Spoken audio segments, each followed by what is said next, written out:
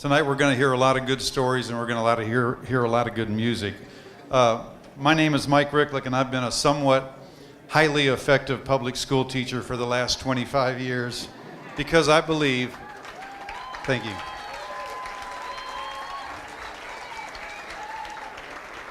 Because I believe that the real subject that we teach is our students. For the first 3 years of my career, I taught at the Leon County Start Center, a little kid prison where little lost boys, mostly from inner city barrios and ghettos, had been adjudicated for various felonies. These 11 to 15-year-old boys were housed in a minimum security facility, and they had been, let's see, where am I? Which for many of them, this is the sad part, one of the many sad parts, was the best living situation they'd ever had. They chowed down on 3 square meals a day. They had cable TV, a game room, and the counselors were decent people, so there were no wacko adults around to beat them and otherwise abuse them. When I started that job, I looked over the workbook-based curriculum that my predecessor had used to teach these little urchins. Upon entering the program, each child would take a reading and a math assessment test to ascertain the appropriate level for their self-paced regimen of worksheets that each of them would have to habitually encounter and master. Every school day was the same. The boredom was unbearable, and most of the little lost boys continued to flounder academically and socially. The majority of their time and energy was misspent trying to unnerve their mentor as he busied himself with checking their bubble sheets. Of course, the first thing I did was shelve this mundane and ineffective approach. For most of their lives, these little lost boys had been habitually truant. They hadn't attended school. They received referrals, detentions, suspensions, and expulsions.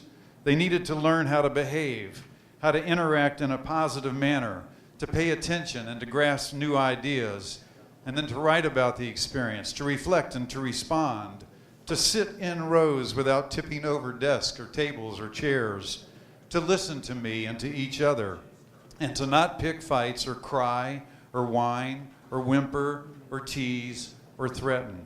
In other words, they needed to learn how to go to school and become a member of a learning community. To reach them, I brought in materials with a hook baited especially for them. We read stories and articles about animals, even little felons like puppies, kindly grandparents, most of them loved their G-Ma, ball players and heroic figures in history. We studied themes about coming of age, nature, gender roles, oppression, and overcoming adversity. We read and illustrated Langston Hughes, Robert Frost, and Countee Cullen poems. I read aloud to them a lot, sometimes entire novels such as The Outsiders and The Adventures of Tom Sawyer. They would silently read along, of course, but I wanted them to experience stories and to relish in the imaginative world of good fiction by hearing it read effectively. The kids would laugh and giggle when the stories or specific scenes were funny, or they'd tear up and maybe even get a little angry when the stories turned sad or tragic.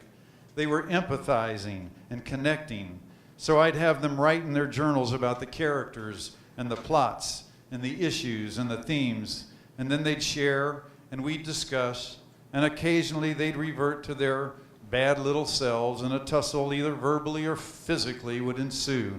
Overall, though, almost every one of them made progress, and I didn't need a state-mandated test to prove it. I could see it in their eyes, and I could hear it in their voices, and I could read it in their rudimentary attempts to better communicate their best little schoolboy selves. As their mentor, I was there to listen to them, to validate them, to praise them, to scold them occasionally, and to always push them with kid gloves. Over the course of the next 3 years I worked at the center, I learned the real lessons of becoming an effective teacher. First of all, you have to know your kids. You have to be curious about them. You have to care about them. To do that, you must figure out their strengths, their weaknesses, their interests, their tics, their glitches, their smiles, their worries, their hang-ups, their fears, their talents, their beauty, their anger, their love, and their defense mechanisms. This is something that a computer-based school program cannot do.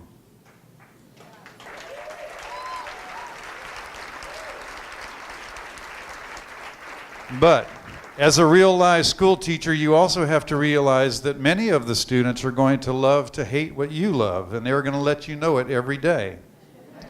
In other words, not every kid who comes into an English class the first day is especially jazzed about having to take another English class. Hence, the unbridled ones may buck and fuss and fidget. That's why teachers have an obligation to be passionate about the most important subject that we teach, our students.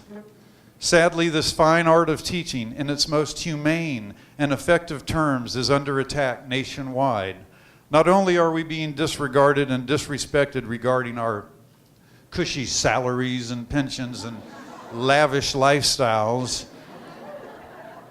but the mission of teachers, yearning to teach their students to learn to think creatively and critically, is being subverted by a barrage of standardized tests and pacing guides.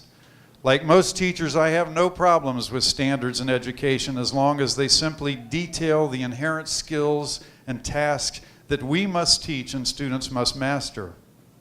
But the assessment of these skills should be left to the professionals, the teachers, working directly with their students, and not some bubble sheet, multiple choice test that the state or nation mass produces.